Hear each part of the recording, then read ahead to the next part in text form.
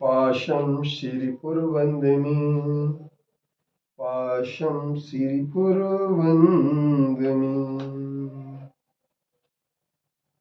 पत्रं यत्र विहायसि प्रविपुले स्थातुं क्षणं नाक्षमम् तत्रास्ते गुणरत्नरोहणगिरि यो देवदेवो महान् चित्रं नात्र करोति कस्य मनसा द्रष्टा पुरे श्रीपुरे सश्रीपाशुजिनेश्वरो विजयते दिग्वाशिषां शासनम् पत्र टिके न जहाँ अदर में गुण रत्नों का गिरिवर हो कितना विस्मय किसे नहीं हो चलो देख लो सिरपुर को देवों के भी देव पार्श्व जिन अंतरिक्ष में शांत रहे युगों युगों तक दिगंबरों का जिन शासन जयवंत रहे। नेतृत्व की एक सबसे बड़ी भावना है तीर्थंकर बनने के लिए आचार्य भक्ति।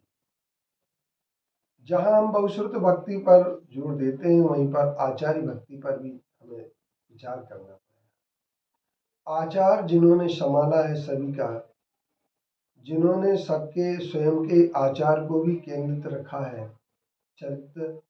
और चिंतन ही जिनका पवित्र है, जिन्होंने अपनी चिंतन और चरित्र की मूल धारा को तात्विक चिंतन से जोड़ते हुए मात्र तात्विक चिंतन ही नहीं रखा है किंतु उसका आचरण स्वयं भी किया है और अपने आत्म कल्याणार्थी संपर्क में आए हुए शिष्यों का भी उन्होंने निष्क्रियता के साथ जिन्होंने आचरण कराया है, ऐसे आचरण करने और कराने वाले आचार्य परमेष्ठी जिनके पास पंचाचार होते हैं, ज्ञानाचार, चारित्राचार, दर्शनाचार, तपाचार और वीर्याचार, इन 5 आचारों के साथ जो 10 लक्षण के 10 धर्म से जुड़ जाते हैं,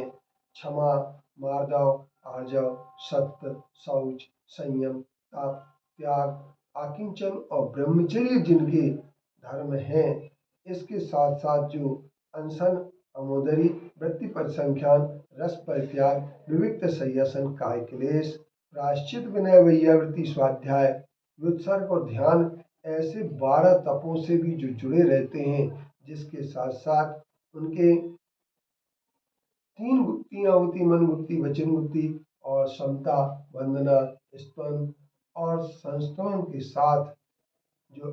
प्रत्याख्यान, प्रतिक्रमण और कायोत्सर्ग जिनसे जुड़ा रहता है, ऐसे 36 मूल गुणों के धारी आचार्य परमेष्ठी का जितना भी जो भी ध्यान करता है, वह ध्यान करने वाला नियम से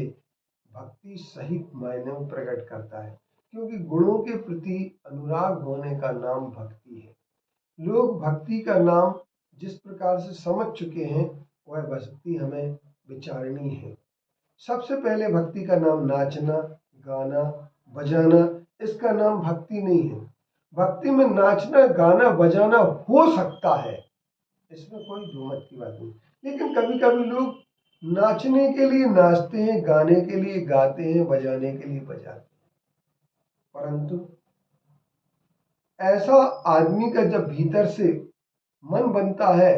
भीतर से जब व्यक्ति के लिए सोच आते हैं, जब आमोद प्रमोद भाव प्रकट हो जाता है, गुणों के प्रति प्रेम प्रकट हो जाता है, जब ये भाव प्रकट हो जाता है तो उस समय भक्ति अपने आप होने लगती है।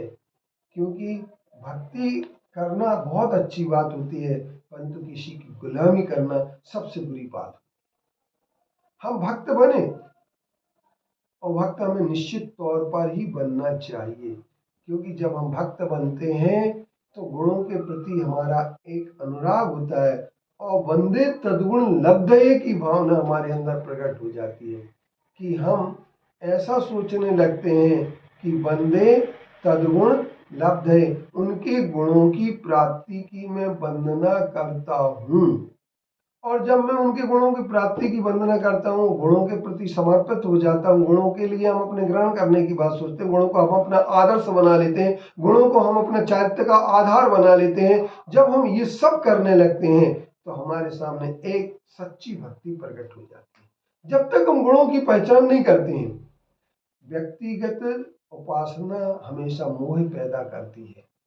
और गुणों की उपासना मोह से दूर रखती है। मेरी भावना में कहा है, फैले प्रेम परस्पर जग में मोह दूर पर रहा करे। फैले आपस में हमारा प्रेम बहुत सच्चा हो, प्रेम हमारे अंदर होना चाहिए, लेकिन हमारा मोह नहीं होना चाहिए। जब गुणों के प्रति भक्ति करते हैं, व्यक्ति की उपासना करने पर हमेशा पंथवाद और संप्रदायवाद पैदा होता है, और जब हम गुणों की भक्ति करते हैं तो न संप्रदायवाद पैदा हो सकता है, न वहां पर किसी प्रकार का व्यक्तिवाद पैदा हो सकता है। अपितु पैदा अगर कोई चीज होगी तो वह चीज पैदा होगी वहां पर कि हम किस तरीके से उन गुणी जनों को देख हृदय में मेरे प्रेम उमड़ आवे। गुणियों को आचार्य एक गुणी है, जिनके अंदर गुणी गुण विद्यमान है, उन आचार्य परमेष्टि जैसे आज हमारे परम पूज्य आचार्य विद्यासागर जी महाराज जी, जिनके गुणों की बखान सारा विश्व करता है, जिनके गुणों का बखान दुश्मन भी करता है, जिनके गुणों का बखान हर सम्यक दृष्टि करता है, तो जिनके गुणों के चरणों में जब हम नमन कर देते हैं, जब हम उनके चरणों में झुक जाते हैं, जब उन गुणों को प्राप्त करने की कोशिश करने लगते हैं, तो हमारी आचार्य भक्ति सही मायने में सच्ची आचार्य भक्ति होती है। आओ हम सब मिलकर आचार्य भक्ति करें और आचार्य परमेष्टि के चरणों में नमन करते हुए अपनी 16 कारण भावना को एक दिशा आगे बढ़ने की